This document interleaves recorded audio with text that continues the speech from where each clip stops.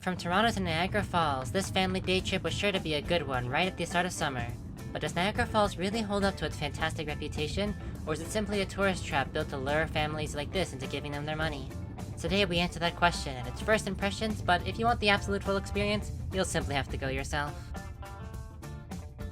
We arrived at the Skyline Tower by the main streets of Niagara Falls, though we weren't going up there for our first destination.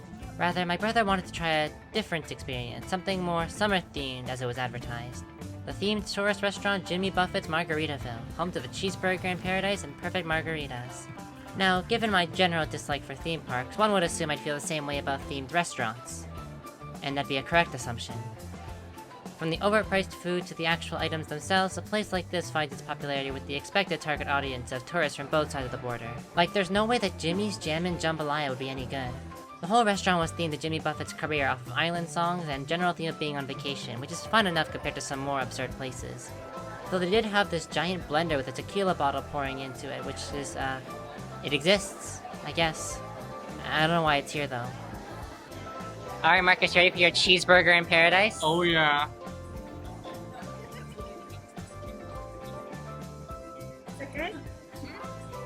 Well, Marcus enjoyed his food at the very least, but for me, the fish tacos were really just bland. Like, the fish hardly had any flavor, and the sauces they used didn't either. There was some texture from the beans and pineapple, but altogether it just left me feeling dissatisfied. 5 out of 10. After lunch, we walked through the gift store, though much of what was offered was generic tourist affairs, as you'd guess. Much of which was alcohol-themed, like mugs, shot glasses, etc. Including this margarita blender running for $600. Yikes. If you like travel videos like this, I'd urge you to like and subscribe. I'm trying to grow this channel a lot in 2025, so any support is greatly appreciated. There's more travel content ahead, but for now, back to the video. So, after that experience, it was time to start heading to the falls themselves. The main attraction the place is named after, of course. Walking past the Niagara Falls View Resort, we arrived at the funicular station where we descend to see what you've all been waiting for. From up here, the Horseshoe Falls looked absolutely fantastic. The sheer wow factor as we descended down the hill only strengthened my excitement to see the falls closer up.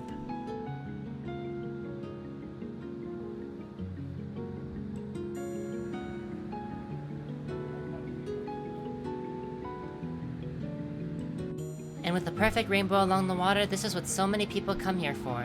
The sounds of rushing water drown out even the noisiest of tourists, allowing for one to truly experience the beauty of Canada in full display. What an exceptional day to see the falls, and I'm truly glad I went.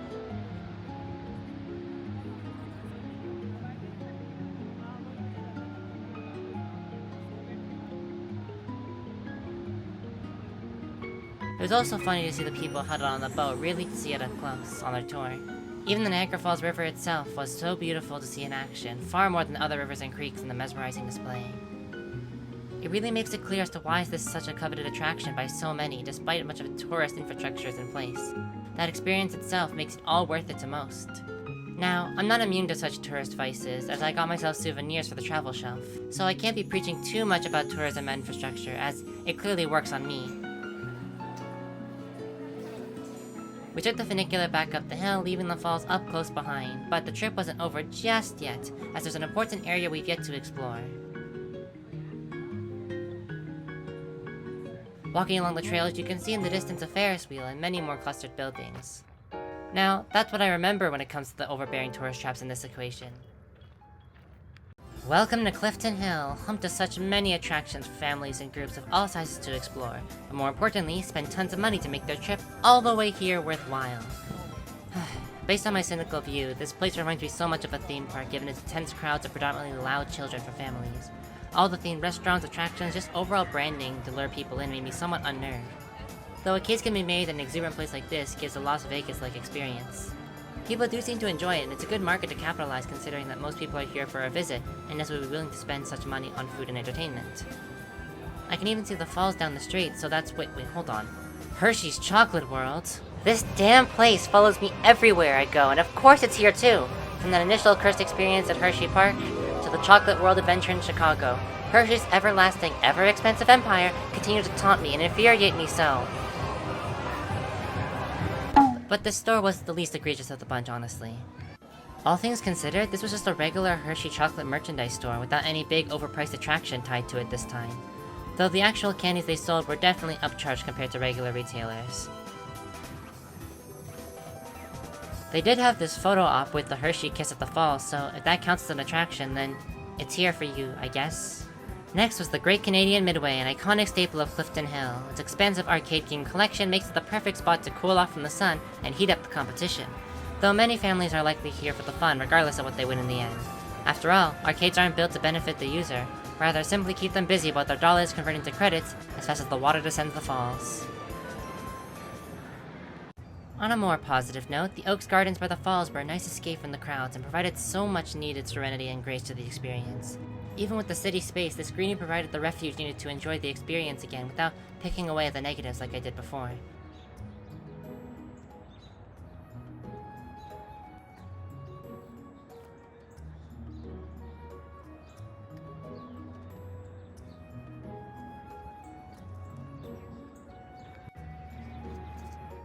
Even the Oaks Gardens Theater served as a nice open area for people to spend time with the ones they cared about, or at least cared enough about to bring here, of course.